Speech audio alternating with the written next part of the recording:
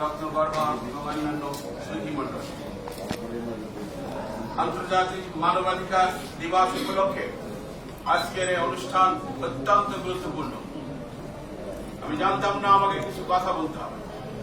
যাই হোক, মানবাধিকার পূর্বেই আলোচনা করেছেন ডক্টর জাকির হোসেন যে মূলত এর উৎস ইসলাম থেকে এসেছে, পবিত্র কোরআন থেকে এসেছে। রাসূল সাল্লাল্লাহু আলাইহি ওয়াসাল্লাম বিদায় হজের বাণীতে যে কথাগুলো বলে গেছেন, বর্তমানে গোটা পৃথিবীতে মানবাধিকারের গুরুত্বপূর্ণ উৎস এবং তার আছে তাই।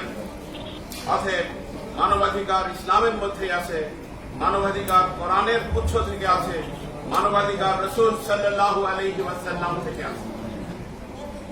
আমার একটু পূর্বে যে ভাই ব্যারিস্টার তিনি আলোচনা করে গেছেন বাংলাদেশের যে মানুষের মধ্যে পার্থক্য, মানবাধিকারের যে লঙ্ঘন, চরম মানুষের সাথে খারাপ ব্যবহার, এগুলো অত্যন্ত দুঃখজনক। তাই আজকের এই আন্তর্জাতিক মানবাধিকার দিবসে আমাদের শপথ হোক যে আমরা যতটুকু পারি সীমিত সাধ্য অনুযায়ী মানুষের অধিকার রক্ষা করার জন্য প্রাণ চেষ্টা করব। সত্যিকার অর্থে মানবাধিকার, আন্তর্জাতিক মানবাধিকার দিবসকে সার্থক করার জন্য সীমিত সাধ্য অনুযায়ী সকলেই সজাগ থাকবো, আপ্রাণ চেষ্টা করে যাব।